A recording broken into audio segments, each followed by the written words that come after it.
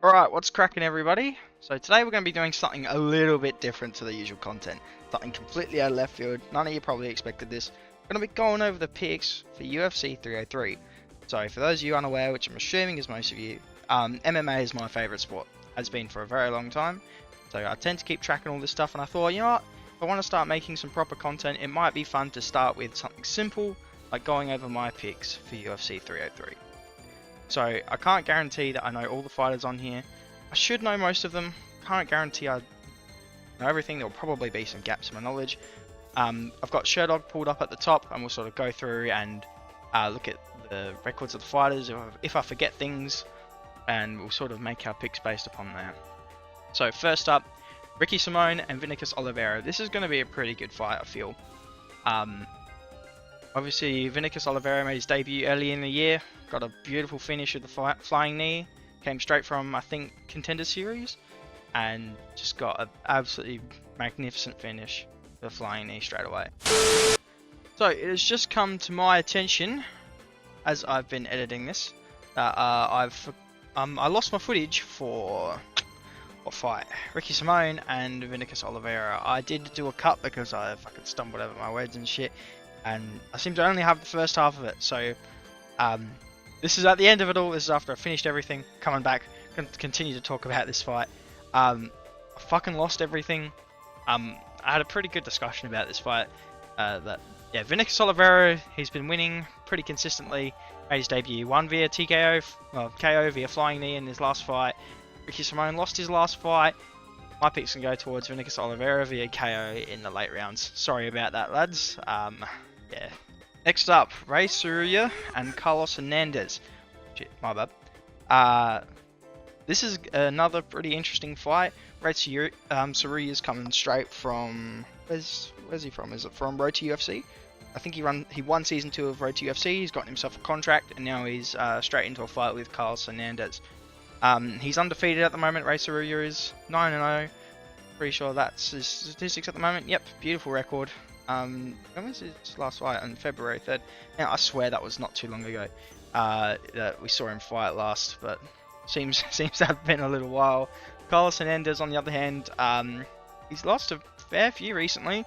He came into the UFC as a bit of a hot prospect. Was finished by... Oh, shit, I don't even know how to pronounce that. And Tatsuro Taira. Tatsuro Taira is obviously a very good fighter. We just saw him... Who did we fight Taira? Who fought Taira? I'm fucking forgetting. Alex Perez.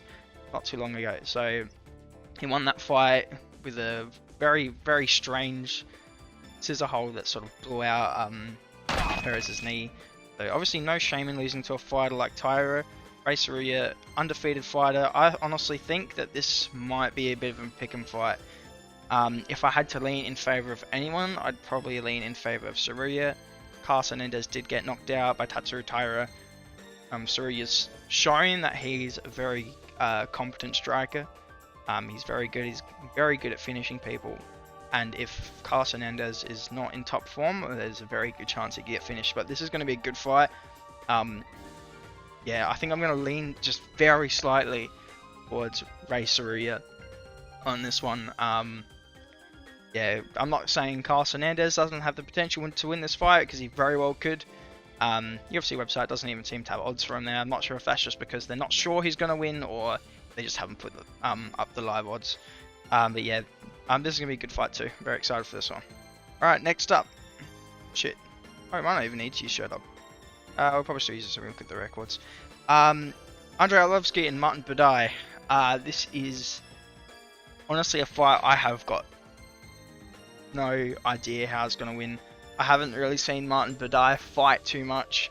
I don't think he's ranked at the moment either. Lost his last fight to Shamil Gaziv, sorry. My bad on pronunciation. Andrei Arlovsky's obviously a veteran. He's been in the UFC for a long time. He's seen multiple generations of fighters. He's pretty old. I think he's riding a pretty high losing streak at the moment, like 3 or 4 or something. He's the underdog in this fight. Yeah, I'd probably lean towards Martin Buday. I don't know really too much how this fight's gonna go. Just sort of making assumptions, right? That's what we're doing. I'd say Martin Buday. Not sure what by. Andrei Arlovsky been losing by lately? Decision to get submission. Oh, he's just been losing the whole shebang. And then he lost by TKO. Yeah, I will say Martin Budai by decision. I think that's going to be my final prediction for this one.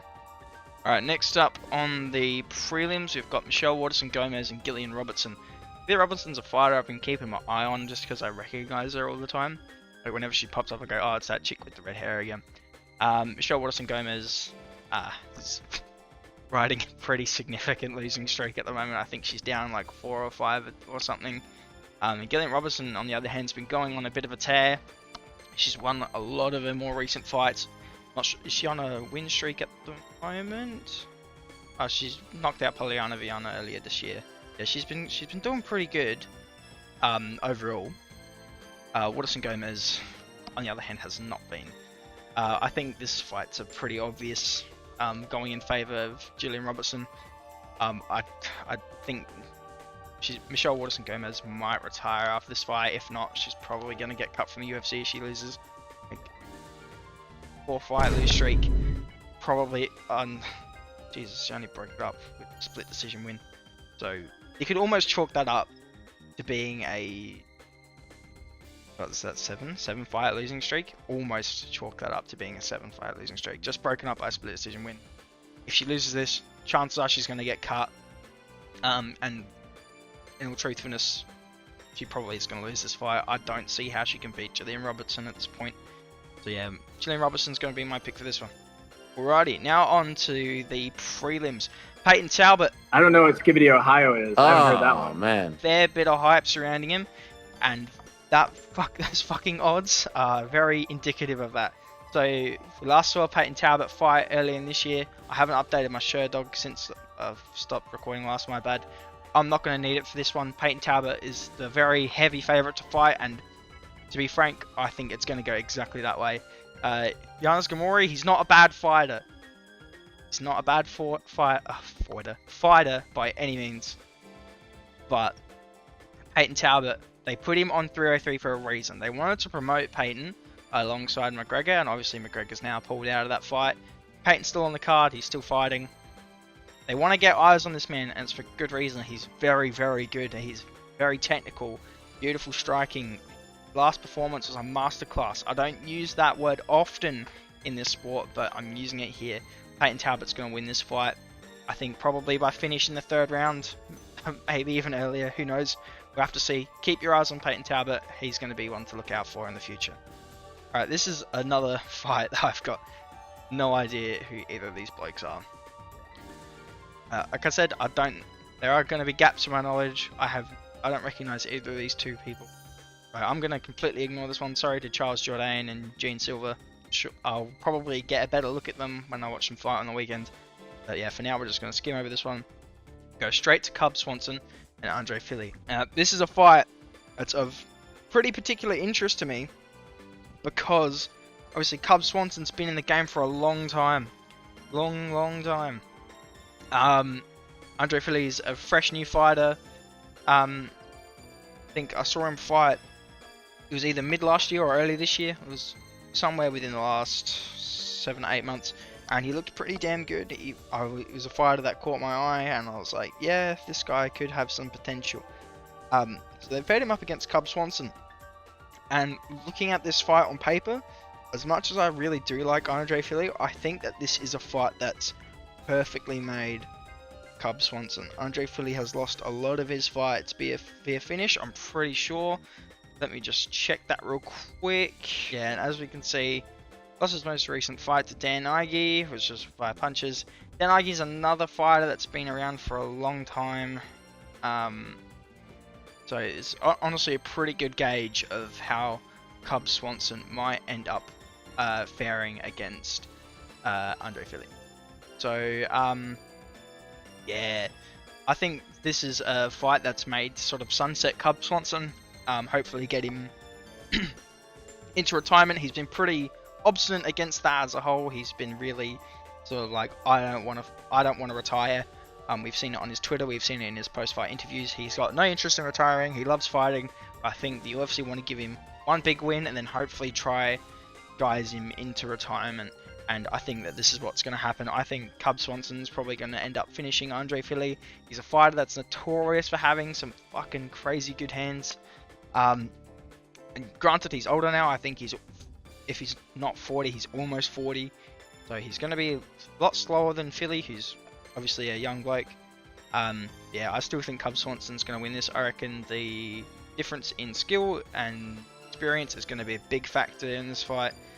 And yeah, so my pick for this fight is going to be Cub Swanson. Oh, here we go. This is a fight that's honestly kind of pissing me off. Joe Pyfer was another fighter, sort of like Peyton Talbot. The UFC were pushing really hard.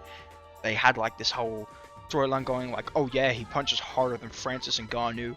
We did it on the Power Cube and shit. Fucking bold ass Dana was saying that type of stuff. And then he got fraud checked. I think it was by Jack Manson. Jack Manson fraud checked Joe Pyfer. Another old fighter. He's a very good fighter, Jack Manson is, but he's a veteran and he's old. Joe Pyfer, they were hyping up to be the next big deal. He's a pretty big favourite in this fight. I've got no idea who Marc-Andre Barrett...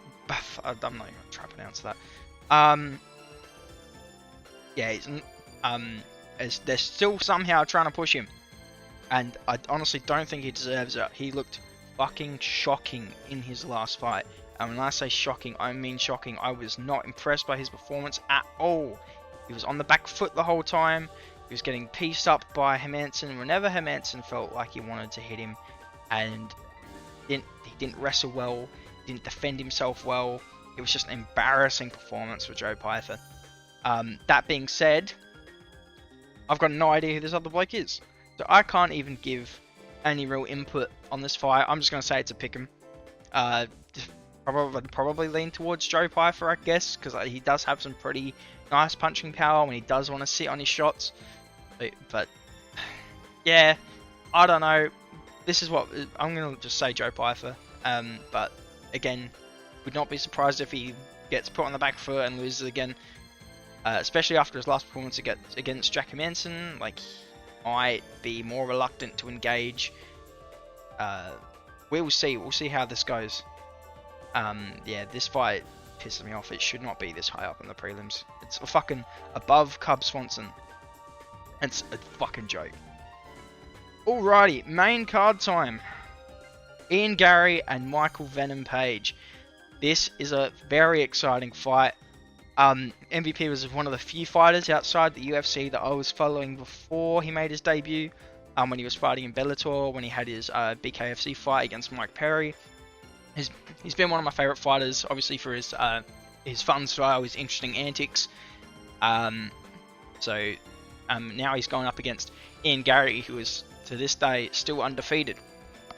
Now, this is a fight that's going to be, it's either going to be really shit, it's going to be a technical punch-up, sort of like what Adesanya does, where they're going to be keeping their distance, they're going to be leg kicking each other, landing jabs when they can, and it's going to go to a decision, it's going to be fucking snorefest. Like another good example of when shit like this happened was when Kevin Holland and Jack Della Maddalena fought. It could end up being like that. Ian Garry has shown in the past few fights that he's more than comfortable fighting that way. Both these fighters have got amazing hands. They're both very, very competent strikers. But Michael Page is an entertainer, and he's on a big stage now. So my thoughts are that he's going to do everything within his power to get Garry to fight a fight. Not a fucking snoring, boring points fest. Michael Venom Page wants that fight of the night bonus. He's going to want to get eyes on him. He's going to want to make an example out of Ian Garry. And I'm sure Ian Garry, from what he's been saying in his interviews, he wants to do the same. He wants to fucking make Michael Page fight. So, do I think we're going to have a point fest? Nope. I reckon this is going to be a bit of a brawl. Very technical brawl, but it's going to be a good fight. I get the feeling. Now the question is, who am I going to lean towards? I think either of these. I think this fight ends in a finish. I'm going to say that right now. I don't think either of these blokes. I think at least one of them's getting knocked out during this fight. Now it all comes down to how well Ian Garry can manage the absurdness of Michael Page's jumping karate style. We've seen both of them be knocked out. Well, Ian Gary hasn't been knocked out, but he's been dropped pretty hard. He's lost consciousness mid-fight. We've seen it happen. His chin is questionable.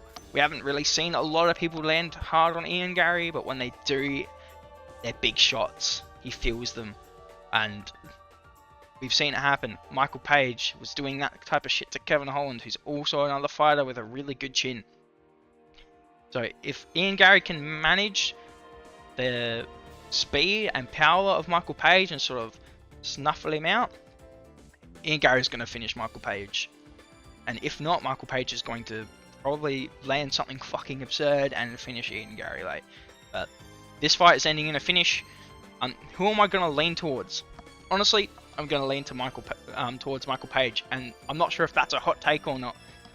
Ian Gary's an undefeated fighter. A lot of you people will be like, oh, Ian Gary's undefeated. He's such a good striker. But I am questioning how well, again, he's going to handle that speed and power and unorthodox fighting from Michael Page. I don't think he's going to handle it very well. I think he's going to get caught with something, he's going to get dropped, and Michael Page is just going to be all over him. Now, yeah, so that's my pick. I'm going to lean towards Michael Page. Wouldn't be surprised if Ian Gary does end up finding a way to finish him. But yeah, I think my pick's going to be on Michael Venom Page. Mayra Bueno Silva and Macy Chiasson. I'm pretty sure this is another short notice fight. I think Mayra's initial opponent pulled out. Could be wrong. This card has been in shambles. I might be getting confused. I've never seen Macy Chiasson fight. I don't follow women's MMA too much, so forgive me. Mayra Bueno Silva, I've seen her fight a few times. Not too many. She looked pretty good, but she also did just lose to Raquel Pennington, and that was an embarrassing performance. So I'd say Mayra Bueno Silva is going to win this. I'm not going to spend too much time on this fight at all. No disrespect to the women, I don't really care too much.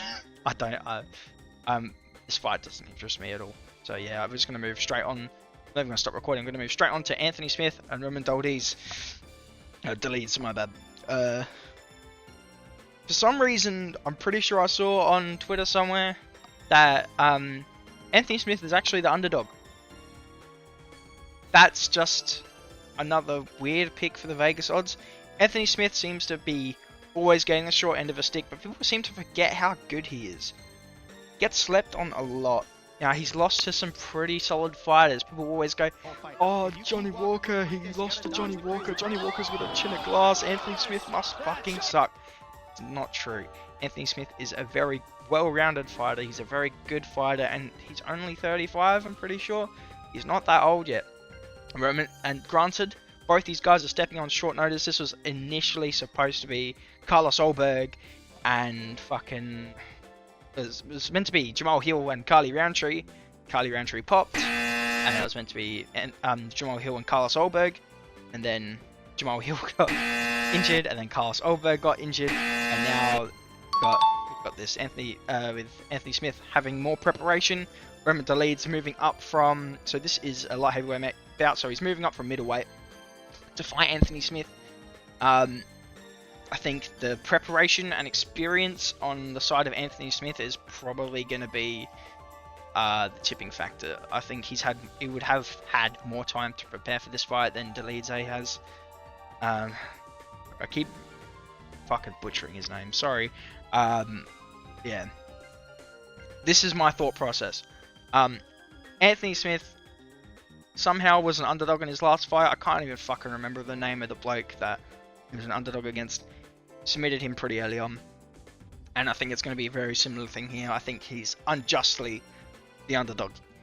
So I'm going to lean towards Anthony Smith in this fight. I could very well be wrong. Dolidze is a very good fighter, and who knows, maybe he's been training in the background, or he's had more preparation than we might think. Maybe he's just naturally better at light heavyweight. Only time will tell. For now, I'm going to stick with my guns and say Anthony Smith. Co-main. People's main event, Brian Ortega and Diego Lopez. Oh baby, this is going to be a fight and a half. Brian Ortega. We'll start with a little summary on Brian Ortega. He's been at the top of the featherweight division for fucking God knows how many years now. Only 3 losses in his career: to Volkanovski, the featherweight GOAT, Max Holloway, another one of the best fighters of all time, and then to Yair Rodriguez from an injury, which is a loss that he avenged in his most recent comeback after his injury healed. It was, I think, a 2-year layoff. Signed him with a rematch with Yair Rodriguez, and he was losing that fight again until he hit, I think he hit Yair with a pretty solid shot and dropped him, and submitted him on the ground, and it sort of shut everyone up. Everyone was sort of questioning, oh, why is Brian Ortega still at the top of the division? He hasn't fought in 2 years. And it sort of just, it was like a you must have forgot moment. Brian Ortega is a very good fighter, very good finisher, but in this case he's going up against another hot prospect in the form of Diego Lopez. Diego Lopez made his debut against the undefeated Mosfar Ivalev on short notice, and gave Mosfar his hardest fight of his career. And if I had Diego honestly winning that fight, but yeah, since then he hasn't lost in the UFC. They signed him a contract, like a proper contract, and he's been on a fucking rampage. This man has been looked unstoppable. Finished Sadiq Yusuff at UFC 300 via a beautiful KO, like in the opening seconds of the first round, and that was just amazing. That's sort of opened everyone's eyes, because Sadiq Yusuff is not a pushover. He's not a weak fighter, and we've seen Sadiq do some pretty crazy shit on his own as well, and Diego just annihilated him on this bigger stage, put a lot of eyes on him, and as such, he is the favourite moving into this fight. Now, as far as for who my pick goes towards, Brian Ortega's bread and butter is his BJJ. Let's put that right straight away. Brian Ortega's bread and butter is his Brazilian Jiu-Jitsu. His striking is good. It's not bad. It's good. It's solid. It helps him set up his submissions. We saw it against Volkanovski when he dropped him. Got him in that super fucking tight guillotine. Granted, Volk got out. Most people wouldn't. It's fucking Volk. Diego Lopez is also very good at Brazilian Jiu-Jitsu. He's won most of his fights via finish. I think he's sitting at a record of like 23 and 3 or something stupid like that at the moment. I haven't been bothering with Sherdog, as you can see at the top. My bad. I didn't think I'd need it moving later into the fight, as the fighters become more recognizable and I know more about how it's going to go. Diego Lopez, great fighter. So was Brian Ortega. So I suppose it all comes down to whose jiu-jitsu is better. I'm glad you asked. Now, Brian Ortega's jiu-jitsu is very good. Diego Lopez's jiu-jitsu might be better, and I think his hands might be better too. I think this is going to be a very, very difficult fight for Brian Ortega. We saw against when he fought Yair Rodriguez not too long ago that he still gets touched up on the feet by a competent striker. Diego Lopez is a very competent striker, and I think that when push comes to shove, Diego is probably going to do a little bit more. Now, is this fight going to get finished? It's only 3 rounds. I think it's probably going to go to a decision. I would be amazing if I was wrong. But, yeah, I think I'm going to lean with the Vegas odds. I'm going to say Diego Lopez is going to win this fight. Either by submission late, I think probably 2nd or 3rd round, or if not, then decision. Now, that's not to say Brian Ortega can't win this fight. He definitely could. Do not get that wrong impression, because he's still one of the top dogs in a very top-heavy division, and yeah, he could very well still win this fight. But again, my pick is going to go towards Diego Lopez. And now for the main event, the rematch that a lot of us have been asking for since UFC 300. Alex Charmer Pereira and Yuri the Spectrum Samurai Prohaska. This is a fight, ladies and gentlemen.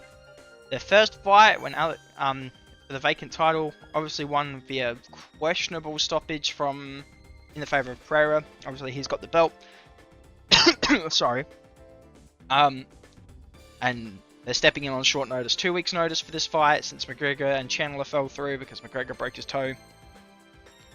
Now, this is a fight with a lot of implications. There's a lot of things we need to talk about here. So this is going to be somewhat of a longer segment. So let's start. I'm just going to get straight into it. I think Yuri Prochazka is going to win this fight. And a lot of you might be asking why. He lost the first time to Alex Pereira.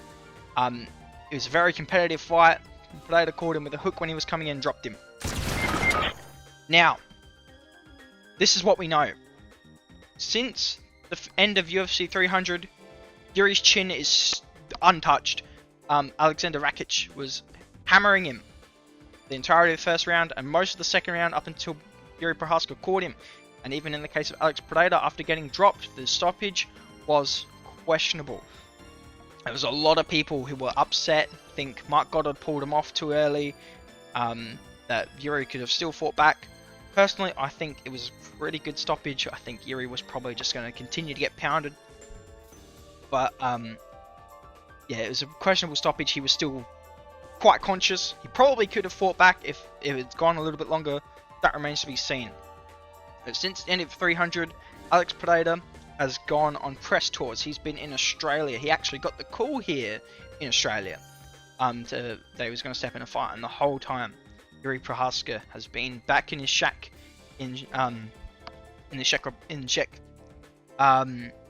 training, meditating, doing whatever the weird shit he does is, and honing his skills. We've seen some sparring footage of Yuri Prochazka recently, where he's found someone who can mimic Alex's style incredibly well.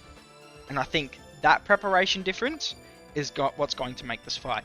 We saw in their first fight that Yuri has the ability to rock Alex.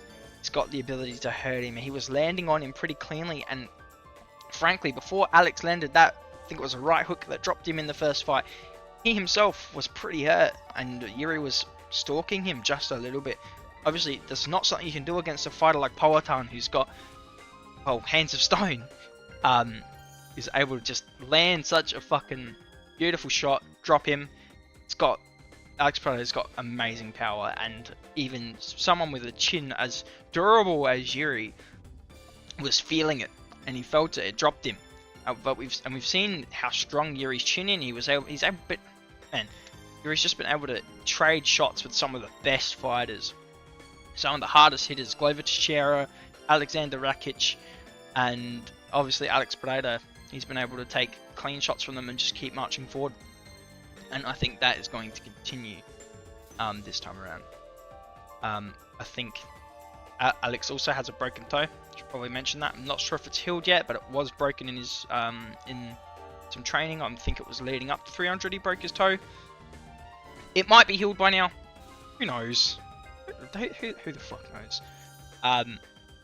But I think everything considered, where both these fighters were at when they got the call, what they were doing, what they were up to, how well prepared they are, I think Yuri's going to have better preparation. He's got a better idea of what he's going into in this fight, and I think he's going to take it this time. This is a fight that I don't have a preference for who wins. I love both these fighters. Both of them are some of my favourites at the moment. I think I'm going to lead towards Yuri Prochazka. Which is perfectly fine by me, because if Yuri wins, that means we get a rematch and we get to have this amazing fight for a third time, because this is going to be a banger. Now, what is Yuri going to win by? I'm going to say knockout. I'm going to go on the safer side and say somewhere in the third or fourth round. Said I wasn't going to take into account the new gloves. I'm going to do it exclusively for this fight, because I'm saying with absolute confidence it's going to end by knockout. Even considering the new gloves. If it was the old gloves, I'd probably say round 1 or 2. New gloves, I'm going to say round 3 or 4, and just sort of push it back a little bit. But yeah, this is a fight there where it's very iffy as to who could win, because Alex could still very well finish Yuri. He's got an absurd amounts of power. He lands that left hook, Yuri's finished. Again, I think it's going to come down to how well prepared both these guys are. And I think Yuri's got the better preparation. So that is going to be my pick, and just like that, we've wrapped up our picks for UFC 303. I got no idea how to do a fucking outro. I've never recorded content like this before, so thank you guys all for watching, and I'll catch you all in the next one. Cheers.